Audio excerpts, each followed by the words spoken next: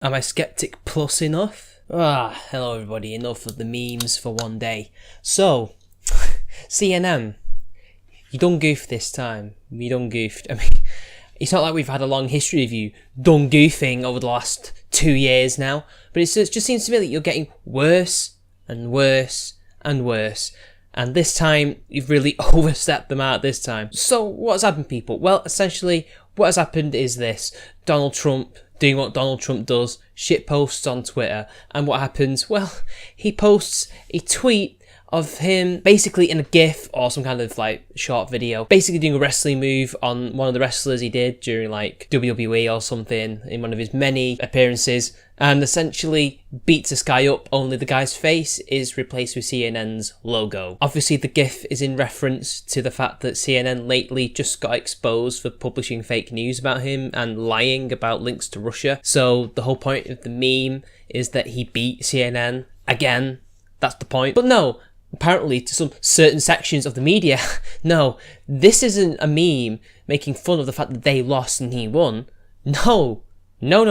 What this is, it's a meme of violence against a democratic institution, thinking that federalists would agree in the interest of being against tyranny, suppressing freedom of speech, specifically tyranny being the constant push against the democratic institution of free press. If you don't like CNN, you can go to Breitbart, because as we know, Breitbart is totally against the freedom of the press and democracy, right? Right? But hey, you know, it doesn't just end there. As you've probably seen in Sargon's video, this guy goes on a man thread the size of the bloody Empire State Building to show how much of a victim he and the rest of the press are. Jared Yates Sexton, I'd like to give a little insight into what it's like being a journalist in 2017 and why Trump's rhetoric is incredibly dangerous. Yesterday, I broke the news that the guy who made Trump's CNN GIF also created an anti-Semitic meme and was obviously racist.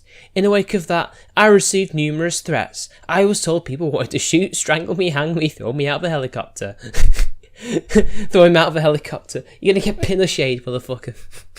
He forgets that that's like a meme about communism.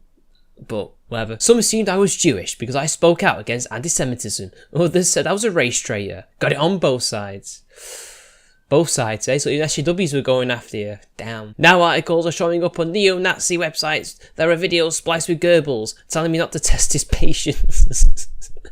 That one also has footage from natural-born killers of a journalist being executed by shotgun. On forums under my tweets, there's a list of excerpts from newspaper articles about journalists being slaughtered. The details gory. Meanwhile, people are claiming I'm making up the threats and immediately threatening me in the same message. Over on Facebook, I'm getting messages from strangers about going and talking about what happened to Jews in the 40s. This environment is the creation of the man in the White House. There are valid criticisms of the media, many on point. This isn't that. When you start calling a group of people enemies of the country, this is what happens when you call them scum. This happens. This is what happens when you have Alex Jones calling mainstream media paedophiles and Satan worshippers and threatening to crush them. This environment we have right now is volatile. Some of these threats are empty, but people who are unwell consume this stuff.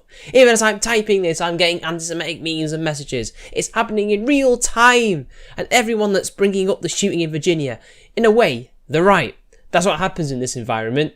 There shouldn't be a country where these violent instincts are cultivated and encouraged. We're at a real tipping point right now, but make no mistake, there's something growing in this country, and it's very ugly. Yes, Jared, yes, you are total victims. It was Trump that caused the Virginia shooting, and not you guys constantly vilifying him and anybody who's in any way right-wing or not a progressive. So yes, even you left-wingers amongst us, me included, even though I'm not an American, who don't get with the program, are basically evil people who should be shot, basically. Or at least punched. You want us to be punched because we're Nazis to you guys.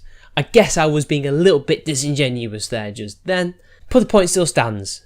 Your rhetoric caused that. And again, this environment was created by you guys. You created these people. You allowed them to surf up from the dredges of the internet to troll you. I don't believe most of the shit that you're spouting in this.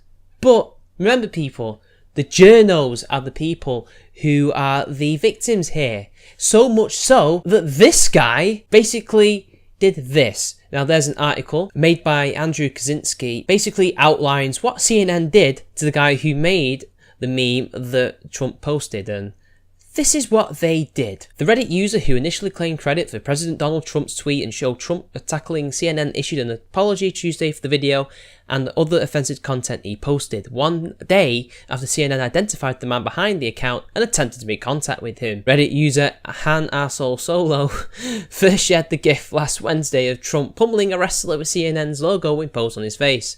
CNN could find no earlier instance of the gif. The gif was later edited into a video with sound and tweeted by the president on Sunday. On Reddit, Han Arsehole Solo took credit for inspiring the tweet soon after Han Arsehole Solo's other posts on Reddit, some of which included racist and anti-Semitic imagery, quickly circulated on social media.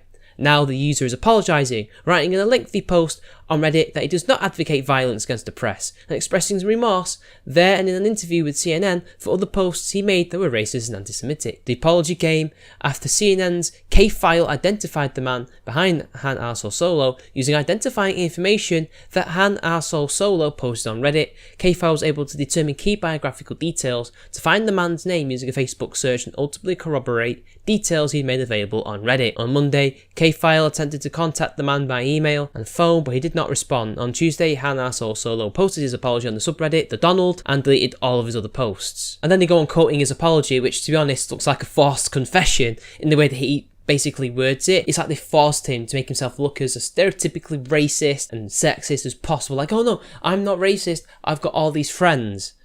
This is something that they've told him to do, a la Thunderfoot versus Venom Fang X, only this is a corporation rather than two men, or rather a man and a young man, having a fight on the internet and one of them going too far and paying the price.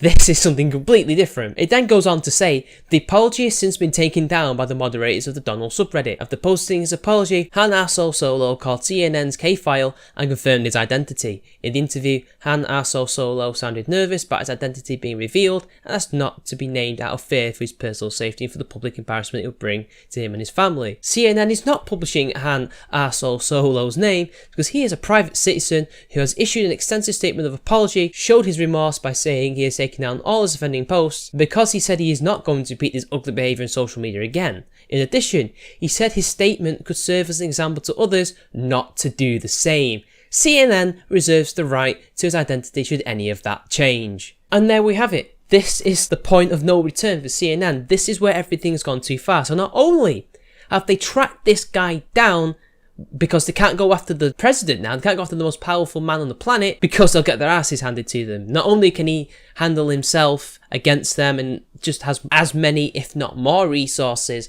than this one man, but in a way to try and deal with their ideological enemies and to make examples of them so that other people don't start mocking them for the bad things that they do, this is what they do. They track him down, they dox him, and they threaten to release it unless he apologises and deletes all his posts and promises never to do this again. This is not a message to him per se, but a message to us all you Americans, all you American citizens, hell, even us Brits, Canadians, Europeans, everybody.